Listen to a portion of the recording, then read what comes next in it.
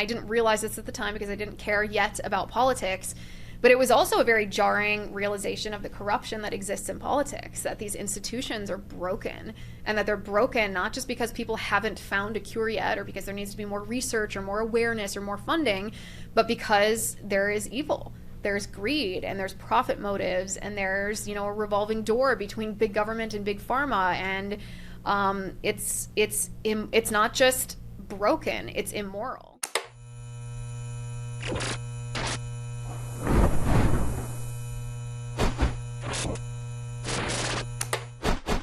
Welcome back to Gen Z Unplugged. Today we have a fun episode with Liz Wheeler, the host of The Liz Wheeler Show on Blaze TV. Liz is also a fearless advocate for faith, family, and freedom, as well as a best-selling author. We hope you enjoy. Liz, thank you so much for joining Gen Z Unplugged today. I haven't been able to listen to any of the speeches today, but I finally was able to listen to your speech. You did a phenomenal job. If you don't mind sharing a little bit about yourself with the audience. Obviously, this is your first time on Gen Z Unplugged, so I appreciate you taking the time out of your very busy schedule to join us. Share a little bit about your story. What first sparked this fire inside of you to expose corruption of all forms in our government, past regimes, and really just this repeat of history that we're seeing today? Yeah. So do you want me to go way back? Like how I got into Yes, politics? your family, because that's what impacts it on. I love that you talk about that. Yes. So it seems like a long time ago now, but it was never my intention to get into politics in the first place. When I was in high school, I was a competitive swimmer. And my plan was to get a scholarship to college, swim competitively, and, do what athletes do, which is usually like coach afterward. That's what I loved. That was my passion. And then shortly after I turned 16, you're about to embark on the whole recruiting process, very exciting. I was diagnosed with a serious autoimmune issue. In fact, I was misdiagnosed at first. They couldn't figure out what it was, and I became very ill very quickly. And the rug was pulled out from under me, I like to say, when it comes to swimming. All of a sudden, this thing that I loved, this thing that was my past and my present, I wanted it to be my future, was just gone. And so all of a sudden, at age 16, not only was I very ill, which is a weird experience in and of itself, the entire structure of my life, even, I am sad to say, part of my own identity, which should have been rooted entirely in Christ, but I was imperfect, was shattered. And I'm looking ahead to this sort of unknown reality of what my life is going to be, or what do I actually care about? Like, what gets me as excited? What do I feel passionate about? What do I want to work towards?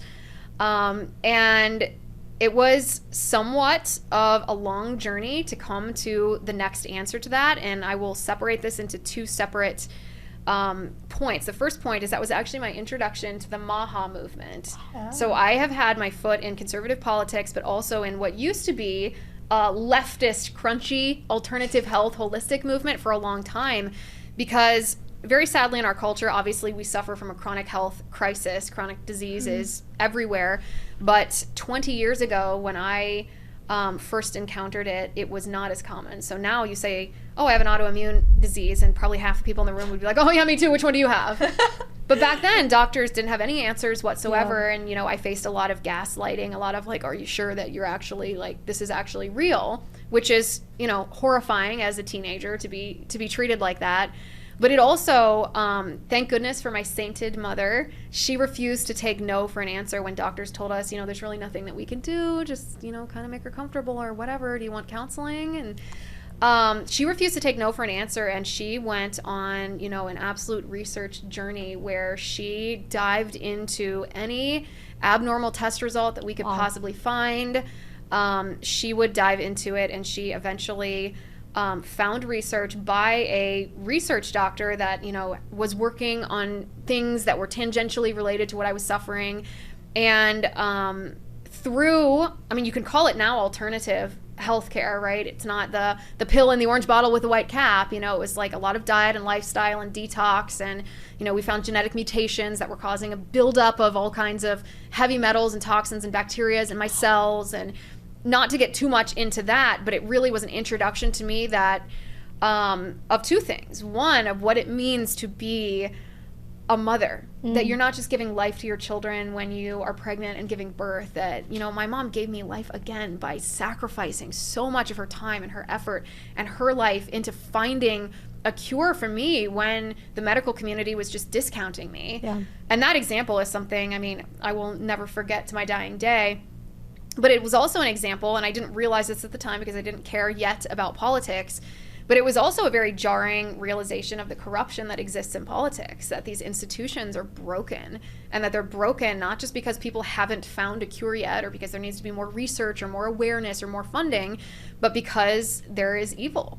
There's greed, and there's profit motives, and there's, you know, a revolving door between big government and big pharma, and it's not just broken, it's immoral. Yeah.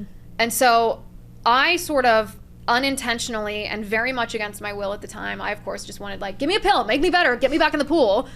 That was not the reality that God had for me. And so I became more involved and very passionate about the MAHA cause long before it was ever a conservative cause.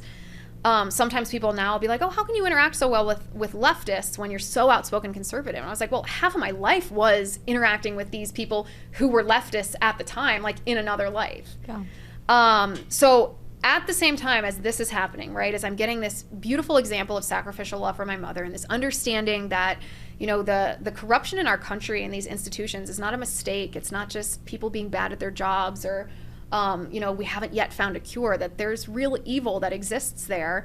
At the same time, I am, you know, praying to God on a nightly basis, please give me something to be passionate about. What am I supposed to do if I'm not going to swim? Yeah. And around that time, I mean, and when I say that time, this is over the course of a couple of years. Around that time, a man with a funny name decided to run for president in 2007 against Hillary Clinton.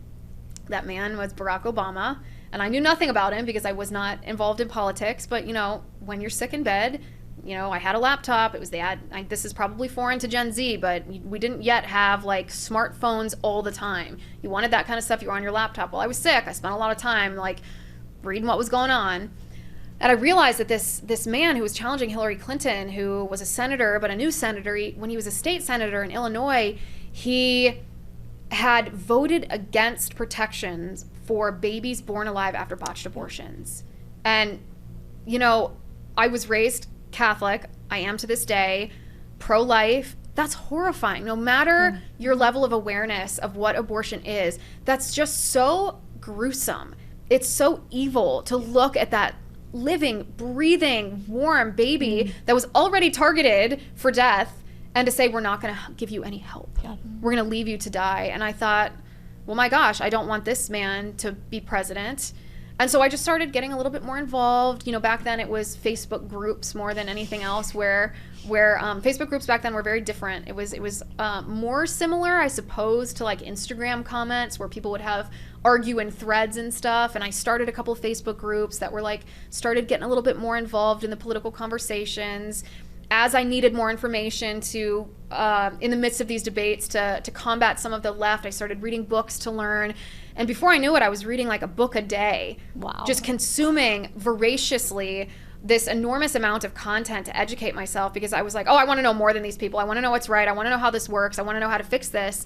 And before I knew it, I was like, oh, whoa, God really answered that one, because he gave me this incredible passion at first for being a pro-life activist. And then I distinctly remember I wrote in my journal the day that Barack Obama was elected president. You know, this is obviously after he defeated Hillary in the primary. I remember writing, just devastated really, about what this was going to mean for our country. I remember writing a prayer and just asking God to give me the grace and the courage and the permission to dedicate my life to fighting against these evil forces that were targeting our families.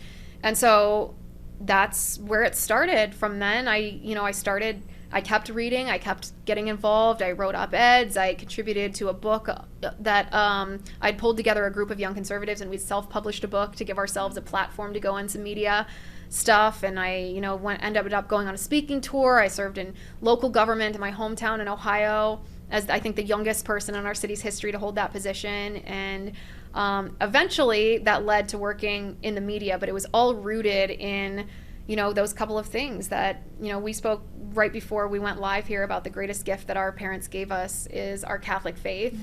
Or not your Catholic faith, your faith. Yes, okay. Big announcement for your family. She's converting. You heard it here first. Kidding. In case there's like a grandmother listening. But the greatest gift that our parents gave us is our faith. And, I was very fortunate to be raised by parents who instilled in us the fact that, like, great career success is great, academic success is great, but really you need to be living with your eyes towards eternity. So you combine that with watching my mom, sacrificially love me and not take no for an answer as I was ill, and, how do I even phrase this? Encountering this corruption in the healthcare system and realizing what's behind it, and then seeing that election and praying for passion, and it all kind of culminated in God being like, I'm going to place you here right now, and I've prepared you for it. That's amazing. That's so inspiring. And I know that you are married and you have 2 beautiful daughters. Yes, I do. And a wonderful, just courageous career. And I just would love some of your advice for listeners and for us, how you were able to balance being such a present mother, present wife, as like your first priority, and also fulfilling your calling, what God has called you to do, to be in a place of truth for people to come to for the true story, and be so outspoken in your faith. Yes. I am married to a wonderful man. Of course, I'm biased, but I think by anybody's standards, he's pretty wonderful. And we have 2 daughters, a 4.5-year-old and an 18-month-old. And it is always, I think Father Mike actually says that the balance of family life is never actually a balance, it's balancing. So it's a constant recalibration. But one of the things that my husband and I are very committed to with raising our girls is this idea that it is our duty as parents, our primary duty as parents, to shepherd these souls back to heaven. Everything else is either secondary or tertiary. And if you raise your children not just big picture, we want our children to go to heaven, but on a daily basis, on a minute by minute basis, understanding that every decision that you make is going to impact the formation of this child's conscience, this child's imagination, this child's ability to make decisions, their courage, their principle, their character, their faith, every single thing, from the books they read to the example that you set and how you interact with your spouse and with other people in your family, to the way that you speak, to the television that they either consume or don't consume, to the people that you allow them to interact with, to what type of care you allow to be outsourced to them. Every single thing impacts who these children are, even before they realize it. And we made a commitment that our primary duty as parents to shepherd these children's souls to eternity would always be the first thing considered when it came to my career. Because it's very easy in this business to work 100 hours a week. Your time is demanded at a very high level, because we live in a society that consumes media at a very high level, and there's always new crises that are happening.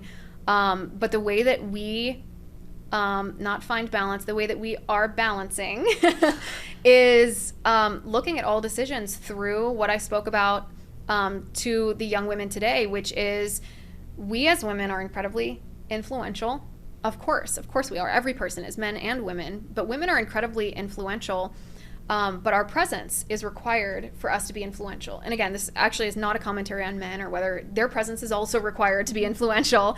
But the certain aspect of womanhood that is unique to being a woman, and that is motherhood, our responsibility as mothers is not just to, feed your child breakfast or change their diaper or buy them the newest toy or, shuttle them to their after-school activity. When you are viewing your responsibility as shepherding this soul to heaven, then you realize that that can't be outsourced. So my primary focus is being present to my children in those little moments, because it's those little moments that actually are formative of these children's souls. So when I balance a career and I balance motherhood, it's kind of a joke when I say that I do my career on the side, because in a sense it isn't. But my husband and I are very fortunate too that he's a medical provider and he owns his own company. So his hours, he can either work longer hours on different days, or he works second shift if I have to film in the morning. I mean, I of course, don't don't spend 100 hours a week working in the office. But we're very fortunate that when I am sitting here with you, he's with the children. So of course, like he is also committed to shepherding these souls to eternity. So the formation that they are experiencing being with their father is a wonderful gift to them. And as I said, I know not everyone is able to have when I call it flexible hours, we have designed our work-life balance or our careers around the timing of it. But we are with our children, either he or I or both of us, 100% of the time. Yeah. That's amazing. No, I think it's really important, and I'm so glad you brought up, just even in your speech today, on the importance of parents. You were talking about Tyler Robinson taking the life of Charlie Kirk, truly an American hero, martyr for Christ. Horrific what happened, but I think even just looking at Tyler Robinson's parents, and there were so many people who were like, oh, I feel so bad for the parents, and I'm so glad you brought this up. You know, I'm 18. How old are you? You're 23. 23. Mm-hmm. We've both been raised in very amazing homes. You've been raised Catholic. You've been raised Catholic. I'm sure you were obviously raised in a really amazing, God-fearing home, you know, structured around faith, family, freedom, and you understood what mattered most. And I'd say the same for both of us as well. And, you know, my dad always told me, in the scripture, throughout the Bible, it says to train up a child in the way of the Lord, and they will not depart from it. And a lot of people think, oh, well, I can try all of these things, but I don't really know. You know, we don't know, right? Of course, there's free will. But the Bible says to train up a child in the way of the Lord, and they will not depart. Not maybe they won't depart, or maybe they'll get off on the wrong path and turn away completely from the Lord, but they'll come back. No, it says they will not depart. And of course, we're all going to make mistakes. We're all going to make wrong turns, and we learn our lessons. But to truly, I mean, I'm not a parent, so I can't speak as a parent, but just from my own experience, and I have 3 siblings, I'm the oldest of them, and you're the youngest? Yeah, youngest. So you've had a lot of parents. Yeah. But I think this is really important because parents do have to take personal responsibility. They do have to recognize that they have to prioritize their family. And this goes for even as someone who does this, I guess, for a living. I feel that it's just a passion. Same with you, and I'm assuming for you, it's just a passion. It's more than a career.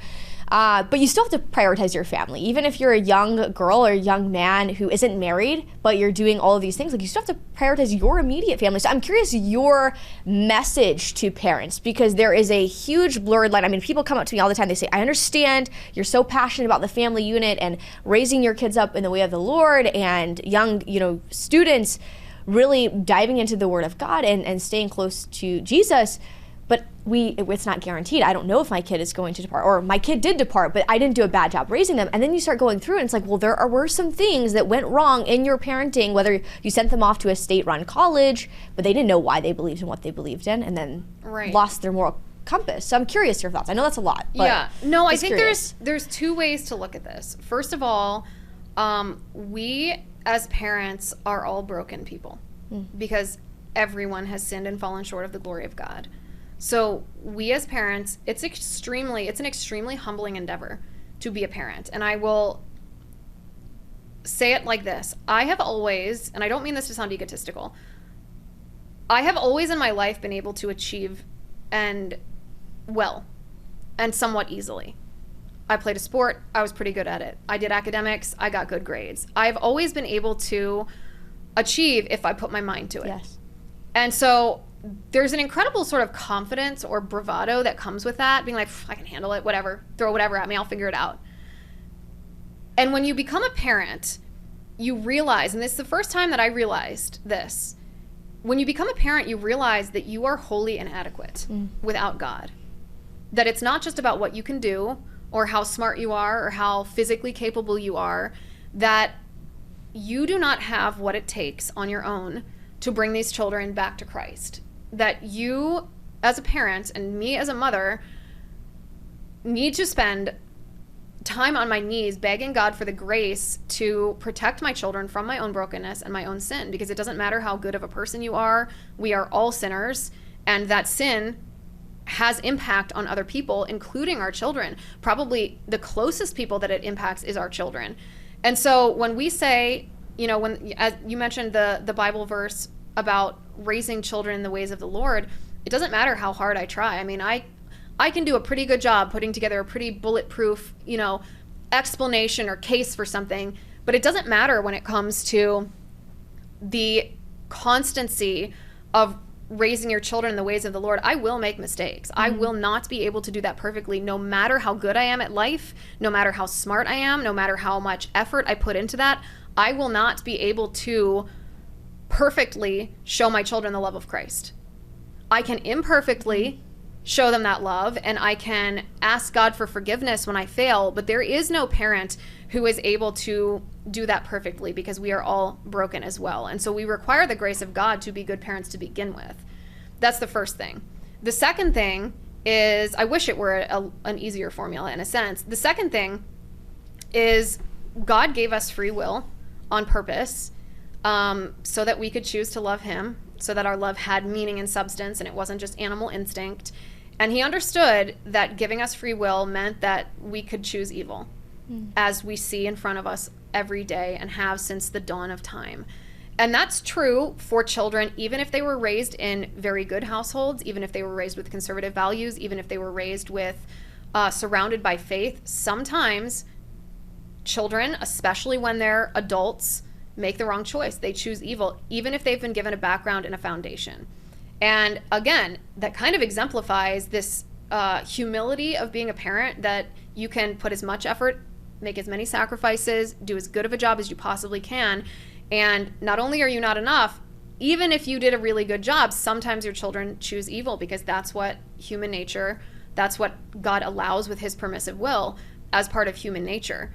All that being said, and I understand the temptation of this as a parent of young children myself. It's very easy to fall prey to a couple of narratives. It's very easy, it's a very tiring thing to be a parent. It's constant. It's very easy to be like, wow, it would be easy for them to just be on their iPads for like an hour so that I could like get dinner cooked or something like that.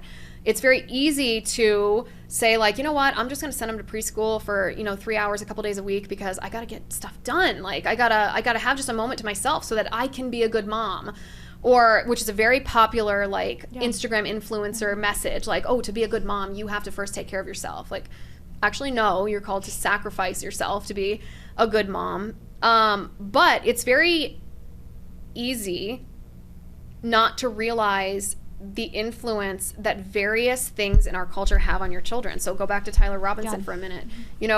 Yes, his mother should have known better than to let him, at 9 or 10 or 11 or 12 years old, however old he was, prepubescent, I assume, to let him bury himself in the computer and have unrestricted access to the internet and become obsessed with video games. Like, that's obviously, by our standards, imprudent, right? That was not good discernment on her part. That was not wisdom. I have no idea what her background is or why she made that decision. But in order to do our best to shield our children from these evil influences, which specifically target them, we have to be thinking about that on a minute-to-minute basis, and we have to be willing to make the unpopular countercultural decision that your child might be the only child not allowed to see whatever movie is popular. Your child might not be the only one that isn't allowed to have a cell phone. Your child might be the only one who isn't at the local school because the school allows cell phones, and it doesn't matter how sound the curriculum is or how great the administrators are. If even one other kid is on TikTok, your child is being exposed to it. Same thing. You might be very unpopular to be like, well, I'm actually not going to send my kid to the daycare or the day camp, or I'm going to keep them with me, and I'm not going to, I'm not going to teach them this, that, or the next. I'm going to shield them from what the pride flags mean. I recently told my daughter, she noticed a flag, and I said the rainbow is the symbol of God's promise, that he's not going to flood the earth again. Because I'm going to protect her from that scandal and that sin until she's old enough to not only discern right from wrong, but she's old enough to comprehend what it means when society sins and when there's evil. I'm not going to put that on her before she's ready for that. I know that this is a long form answer to your question, and part of it, and I don't mean to sound discouraging, but part of it is that there's no assurance no matter how well you raise your children, and that's why you need God as a parent, and you need, like I said, most humbling experience of my life, and I am ashamed to say I may not be very easily humbled, which may be why my most frequent confession is pride, but especially now that I have children, it's very humbling to realize that you are inadequate in this without God, but it's also incumbent on us to realize that those day-to-day decisions, sometimes even the smallest things, impact the formation of our children. Oh, yeah. And I know we're almost out of time, but I'd love to hear what your advice would be for young Gen Z women who want to become mothers one day, who want to become wives. How can they prepare themselves to be the best version of themselves so that when they come to the huge responsibility of having children and raising them and being, the formators of them, how can they best prepare themselves, and how can they be the best version of themselves for their husband and for their children? That's a great question, and I think your generation it's the first generation in a while that's asked that question, and that makes me very happy to see. I think your generation is going to do great things for this nation, our culture, and our politics. The first thing, of course, is to make sure that you're living with your eyes to eternity, and that anything that you are called to along the way is but a path in that journey. So you don't know, well you're engaged, so you, I guess, do know. Theoretically, young women don't always know when God is going to bring, their spouse into their life, when you're going to meet that man that you fall in love with, and he falls in love with you, and he proposes, and you get married. I mean, goodness, I think we all wished, probably from the time we were 12 on, to know exactly who this person was and when we were going to meet him and how it was going to happen. But you don't know that.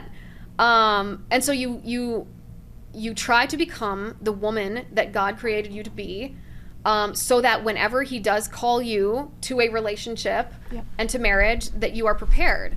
Now, this is it's spiritual formation, essentially, because then once you are a mother, you are spiritually well-rounded enough. Once you are a wife, you're spiritually well-rounded enough to serve in that role. The other thing, and this is a much more practical type of thing, is it's a lost art to pass down from generation to generation the practical parts of mothering. Like, how do you put a baby to sleep? How do you breastfeed? How do you do this, that, and the next?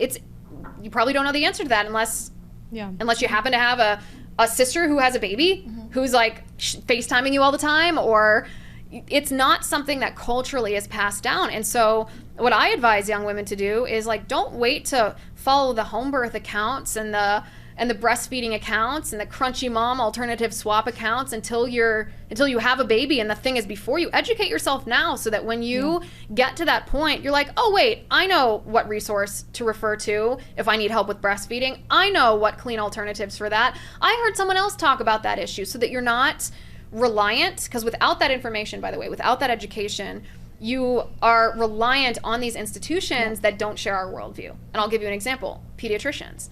If you don't know things about children's health, if you are not already educated about vaccines and about co-sleeping and about breastfeeding and about all of these different controversial topics, then the only resource that you're going to have in that moment when you're being asked what you want to do, or you're being given a directive, give this vaccine or don't sleep next to your baby, the only resource you're going to have is the expert, the quote-unquote expert, which is the pediatrician.